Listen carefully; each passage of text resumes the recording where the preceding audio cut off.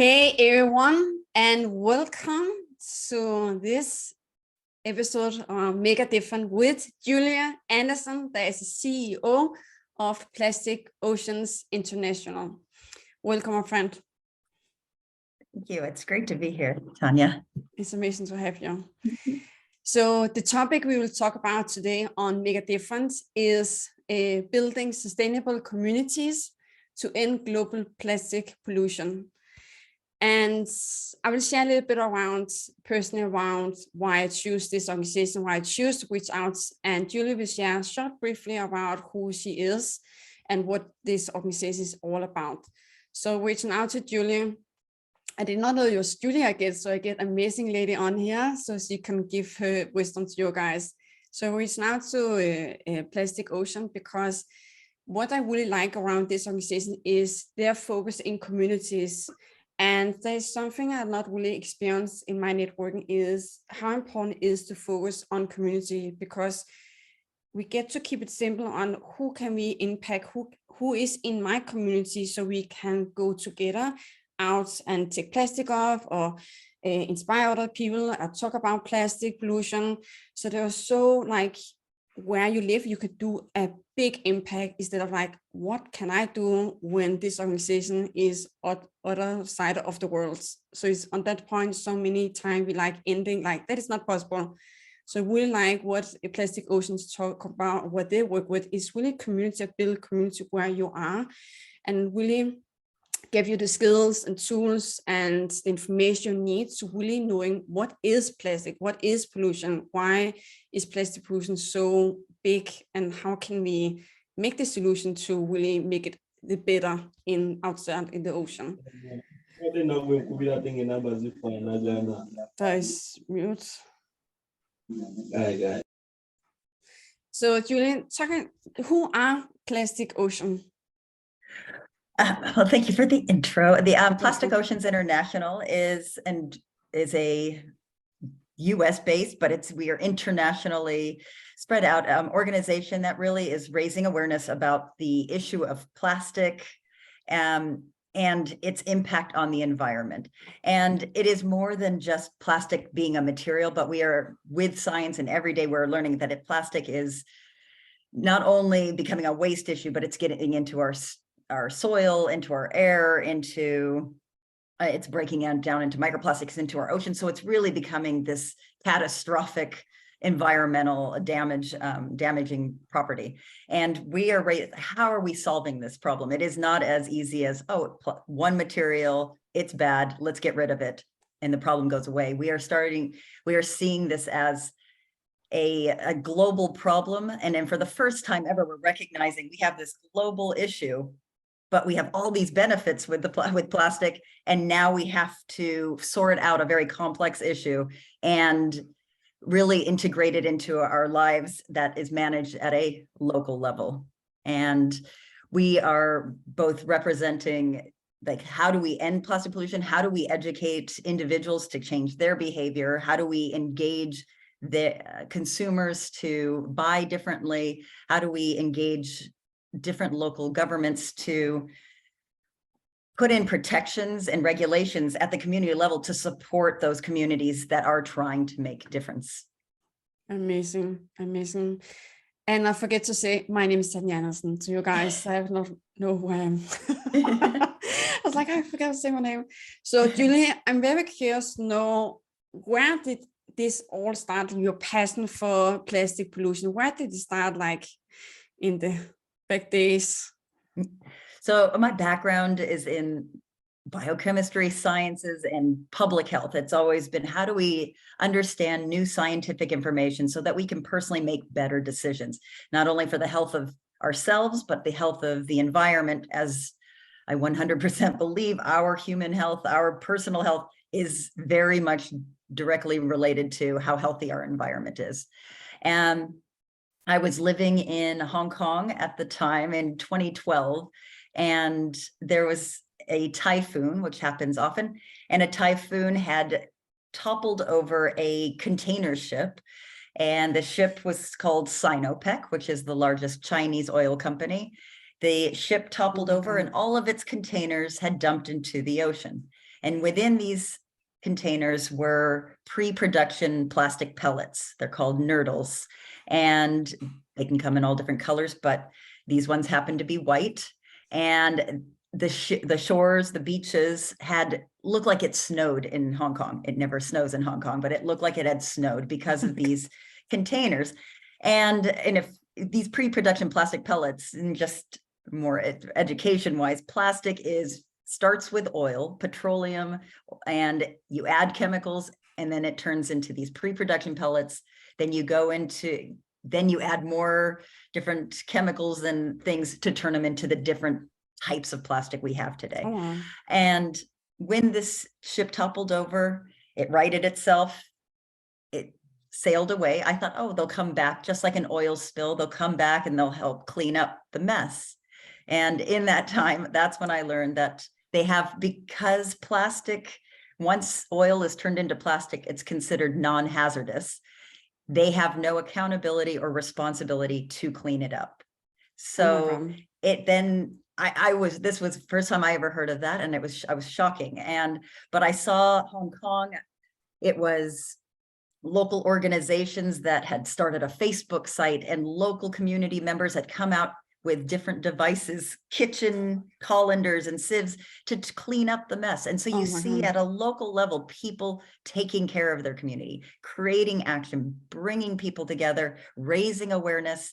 And the government, out of whether it was pressure or awareness, they got involved. Sinopec sent some people back.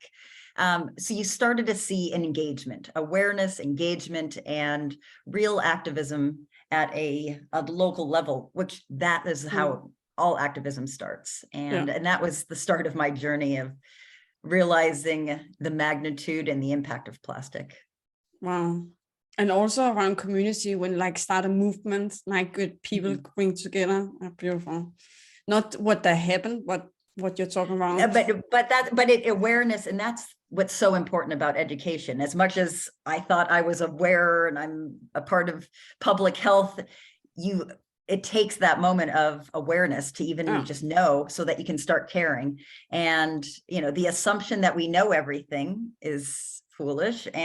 So it is a constant sharing, engaging, and building that care so that we can continuously improve our environment for ourselves and also for the ones that we care about. And that ripple effect goes on from ourselves to our community to neighboring communities and outwards. Yeah, exactly. You have shared a little bit around it. So what is 3 of the biggest threats you're facing in your work? I would say the challenge is as we educate about a global problem, that this is a catastrophic problem on a global level. It is once plastic pollution is in our oceans, there is nothing. There's very little we can do. The ocean is big. If you've ever flown across any of the oceans, it is massive. We are not going to vacuum up the problem tomorrow. But at the same time, wrapping our head around a global problem and recognizing that how we manage waste, how we manage end-of-life products, how we manage distribution is at the local level. How where you live and where I live, the way we manage our waste is very different. How we receive our products, how we consume our products, how it's collected, this issue is at a local level. So now, for the first time, we're now having to educate about, here's a global problem, but we need you to align your local actions to global goals. And it has never been so complicated. Now it becomes even more complicated, because what allows us to have the same type of local management is economics, cultural differences, social differences. We need a lot of different infrastructures to be put in place or supported so that we can all of our actions collectively get us to the goal that we share. Beautiful. And that is also a part of the solution you see on the challenge you're facing. Exactly. And then So we very much advocate for individuals to take ownership of their actions, buy less. Do you have to consume as much as you do? Can you reuse? Can you reduce your waste in general? This is, yes, reduce plastic, but reduce waste in general. And then it is thinking about repairing, reusing, and finding different ways to reduce the amount of like plastic and consumption in general. And oftentimes there is this disconnect. We tend to share this with individuals and they say, oh, but how is my one, just as one person, how is that going to help the whole world? And it is that constantly inspiring people that this world is only made up of the small parts. The whole is a reflection of the small. And so it is starting at the cellular, at the small level, that will determine the overall health of the global planet. Powerful. So what is, like, you're sharing a little bit around it, like, is so important as we as individual, if I say that correctly, as each person, to really see, okay, what can I do with what I choose to buy or choose to be around, or what I have in my home. So what is 5 action steps as I, or as other can do in where they are around, to really make us be a solution around the plastic? Well, one, you want to reduce your plastic consumption. Are there alternatives? And not everyone will have access to alternatives, but there's the obvious things.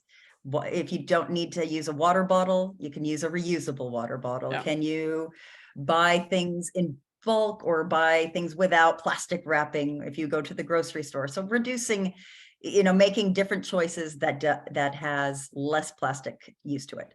If you do have to buy plastic, then it is, can you reuse it? If you do have containers and things, can you reuse them to reduce your overall waste, reduce your waste footprint? And one way to reduce that waste is, if it's not reusable, but also thinking, can it be repaired? Can you use it for a longer amount of time? Can you buy things that have been maybe secondhand, or can you buy things that or can you share and give to neighbors? And it's something that is not, that breaks the disposability cycle of our society. We have this belief that, oh, I'm just going to buy another one because it's cheap. That's true, and that's what fuels our economy, but at the same time, it's also fueling pollution on a global scale. Yeah, it's very interesting. And also I would love to share a little bit around, like, a lot of people want to make a difference, as I can see in our community. Is like they really burn to be a difference, to inspire others, to be the person that lead others, and they have a challenge to take the first step. For you and me, it is, we have also been there. I've been there, definitely, but it was also a challenge for me, because what will my mom say? What will my family say? What will my friends say? So now I'm just, when I'm going out and buy new clothes, I always look at, like, is there plastic in it? Because there's so much plastic in clothes. And when I buy clothes, I think about, who can I do that with, so I can make an impact in what I'm doing around new clothes. So my mom is also starting to look at her clothes, like, is this a use, like, plastic that I used again to a clothes, or still of, like, buy new plastic? So it's really looking like every mark on, like, no, I'm not saying that. So that's very interesting. So how can people take the first step and inspire others and be the person that start a movement in their network? Well, you start the inspiration. I always tell people that we are all on our own journey of figuring out how to live in our society, and we're learning about our dependence on the environment and the context in where you live. You have cultural understanding, access understanding, economic understanding. You will have more power to inspire your neighbors than I will, because you understand. And it is not about forcing them to take in your belief system. It is sharing information in a way that is constructive so that they can find a way to live along the same lines of same values and principles as you. And for me to go to India and say, you should buy only glass bottles, you should buy a electric car, you should buy, these are not accessible. This is it's my world being forced onto them. And for the same reason that we don't want, where Plastic Oceans advocates for laws to support communities to be sustainable, is that we cannot have laws being driven by the US, Germany, England only, that dictating how people in South America, people in Africa, people in India, or how they live their lives and how they have to be if they cannot live that, if they can't live that way. They have other barriers in place. So it really is advocating for an awareness of what plastic is and how it can be managed, and being able to support that type of management in each community. And where education and inspiration from each other, it goes, well, we may not have the same waste management infrastructure in India as we do in Los Angeles, Mumbai as in Los Angeles, but we can aim in the same way as how we do, like, manage. Plastic is not incinerated so that it doesn't add to the to air pollution. We can say that we can mandate that it's recycled and it's taken back so that it is repurposed in a better way. So we can aim for different ways that align us to the same goals, but still allow us within our communities to create the protocols and the ability to continuously move in a positive direction. Maybe not the same, maybe not exactly at the same rate or the same methods as each other, but we're still moving forward in the same direction.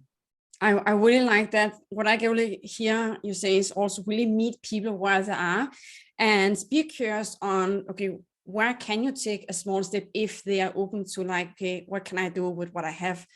So when I traveled down to Guatemala for 2 years ago, before that, I was very judging, and my point of view on how people live and what they have of money, how the lifestyle is, and they still say they are fighting for a better world, changed completely. Because how do I know what they have in store, like what there's opportunity to do? Like, I know only for my world, and we will get so focused on our community instead of like point the finger at they also need to do it when they say they are talking about a better world. So there's like this, I really like what you're saying. Absolutely. It is, we meet people where they are, because problems like plastic pollution or climate change, these are complex problems that are not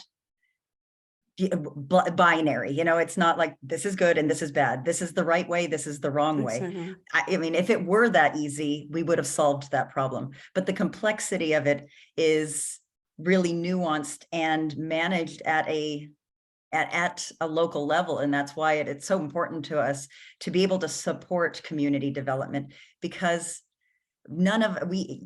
I don't know how every community, and I don't know their barriers. I mean, who am I to say, tell even a family, a mother who is working all day and she doesn't have access to, lots of money for her family. She comes home and we tell her, don't only buy organic, don't buy anything plastic, and now we're forcing another burden for her to meet, like, my standards of right and wrong. It's not fair. And that is where you meet people where they are, to help them, to support them in the direction we want to go. Amen. That was a beautiful message. That one. So if there's something you feel you would like to share before, if David has some questions, he can come on and ask you some questions. You feel you have like a less message you want to give to the audience?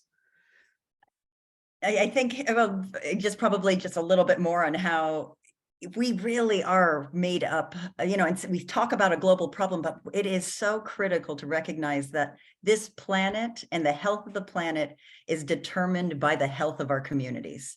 And I parallel this to our human body in the sense that our health, as much makeup or plastic surgery or whatever we do on the exterior, is irrelevant. Our real health is determined at a cellular level. And it is the inside at that cell level is what we need to protect. It is the reason why we have to be able to protect our spiritual, physical, mental health. And the same thing applies to our planet. And our planet is, if we can't have healthy communities, and if communities can't have access to food and peace and calm and a balance economically within their community, we will never be able to reach a global health standard. Beautiful. That is beautiful. Yes. I think it is so inspiring how you will talk about, like, I have never think about like a healthy community. It's all about healthy communities. What I think of is all about me, because it gets to be bigger than me, like my community, the next level. So that is a powerful message to leave. So to you, dear audience that is watching this amazing interview, there is all you need to the link that is below, all the social media links, the abouts. What you need is to this video. So please go below and click on and follow Plastic Ocean on the different kind of channels they have, and also be a part of the newsletter so you get like up to date of what they have to give you and serve you with in their amazing work. So thank you so much for Product Mahaya, Julie, because you was here and saying yes to this amazing work and really sharing your voice around how can we make a difference with what we have and where we are in life. Thank you so much. And I know on an individual level, we all do have the power. We know what is right. And I do believe that there is a reason we're seeing positive change. And it starts with individuals like yourself who are collectively bringing people together, sharing this information. And this is the ripple effect that we start to see that really drives the positive change in our world. Amen. So true. So true. So thank you. Well, thank you so much. And thank you so much to you, audience, for being here, and have an amazing day with only the best to your eyes. Fantastic. Thank you. Thank you, Julie. Bye, everyone.